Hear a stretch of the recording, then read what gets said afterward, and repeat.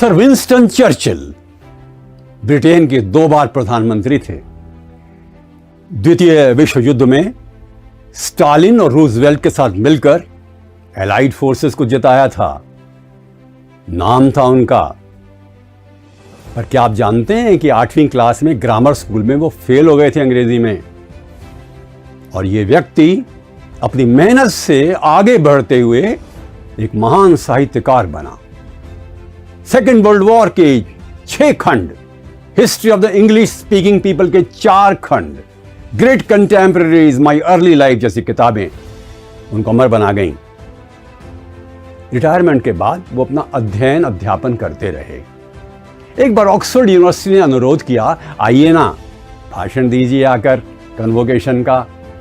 जो ही मालूम पड़ा कि चर्चिल आ रहे हैं, जैसे दुनिया इकट्ठा हो गई। 10,000 लोग इकट्ठे हो गए, विद्यार्थी भी, अध्यापक भी, बाहर के लोग भी।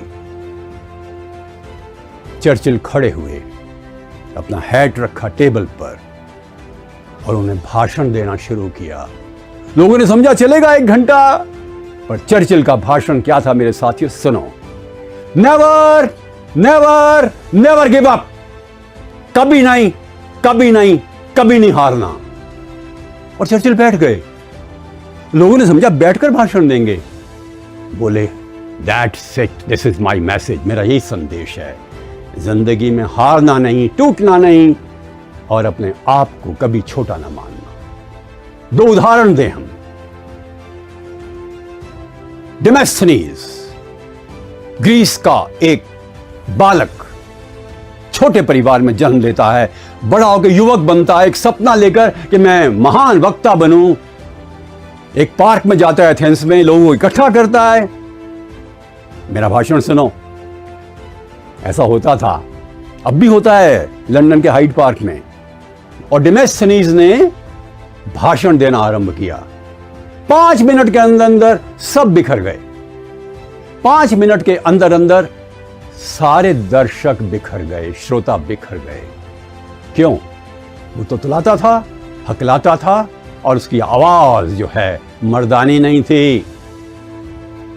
निराश नहीं हुआ, एक यूनानी वैद्य के पास गया और कहा कि मैं अच्छा वक्ता बनना चाहता हूं और 3 मेरी कमियां हैं। वैद्य अच्छा इंसान था, अभी प्रेरणा देता था। उसने कहा, नौजवान डरो मत, ये छोटे छोटे पत्थर तुम्हारी जुबान के नीचे रख रहा हूं, इनसे अभ्यास करो। उसने कहा, कौन सुनेगा मेरा भाषण?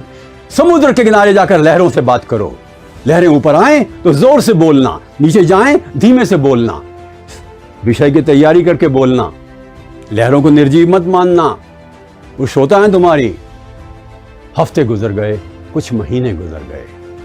अब उसको लगा कि मैं ठीक बोलने लग गया हूं। वापस उस पार्क में गया, वापस नए लोग इकट्ठे किए, और जब डेमेस्थनीज ने भाषण दिया तो लोगों की जैसे सांस रुक गई हो, पलकें झुकना उठना बंद हो गई। ऐसी स्तब्धता कभी किसी के भाषण में नहीं थी। इतना अच्छा वो बोला कि लोग हतप्रभ रह गए, और वो विश्व का महान वक्ता बना। आज भी जब विश्व के महान वक्ताओं की सूची बनती है, जैसे जूलियस सीजर, सिसरो, अमेरिकी राष्ट्रपति Jefferson, Lincoln, Kennedy, Clinton, Obama, England के प्रधानमंत्री चैम्बरलेन, चर्चिल, डिज़रेली, भारत के लाला लाजपत राय, श्रीनिवास शास्त्री, जवाहरलाल नेहरू, सुभाष बोस, ये वक्ता थे बहुत अच्छे। अभी भी नंबर 1 वक्ता कौन है? डेमेस्थनीज। इंसान चाहे तो अपनी कमियों को दूर करके आगे बढ़ा सकता है अपने आप को। हम एक व्यक्ति की बात और करें, और वो व्यक्ति वास्तव में बड़ा ही महत्वपूर्ण था, और हिंदुस्तान का था ना वो, स्वामी राम तीर्थ। पहले नाम था तीरथ राम। लाहौर में पढ़ता था, गरीबी से जूझ रहा था। कई बार तो खाना खाने के लिए पैसे नहीं होते थे, कोई ना कोई देता था, सपोर्ट करता था स्कॉलरशिप के माध्यम से। मैथमेटिक्स में 100 में से 100 नंबर आते थे, संस्कृत में 100 में से 100 नंबर आते थे, अंग्रेजी में ज्यादा होशियार नहीं था। एक सेठ ने कहा, राम तीर्थ अर्थात तीरथ राम, तुम अगर बीए में फर्स्ट डिवीजन लाओगे तो मैं इंग्लैंड भेज दूंगा स्कॉलरशिप के साथ। मेहनत की, 1892 में रिजल्ट आया, फेल हो गए। सभी सब्जेक्ट्स में अच्छे नंबर, इतने अच्छे नंबर कि बीए में सबसे ज्यादा नंबर तीर्थराम के थे, पर अंग्रेजी में फेल, इतने कम नंबर। निराश नहीं हुआ, मेहनत की अगले साल के लिए, फिर टॉप करता है तीर्थराम सभी सब्जेक्ट्स में, और साथियों इंग्लिश में भी, जिसमें फेल हुआ था पिछले साल, इस बार वो टॉप कर रहा है। स्वामी विवेकानंद से 10 साल छोटे थे वो, पर जो उन्होंने कार्य किया वही रामतीर्थ ने काम किया। जापान में और अमेरिका में अद्वैत वेदांत पर बड़े बड़े भाषण दिए।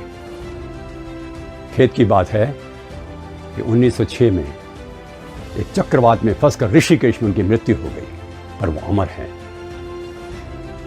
महत्वपूर्ण बात यह है हम सब के लिए, यदि हम असफल हो जाएं तो भागे नहीं अपने कर्तव्य से, अपने भाग्य से।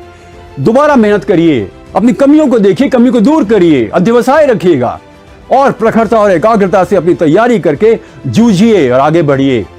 सफलता तो मिलेगी ही। मान लो एकदम नहीं मिली, कोई बात नहीं।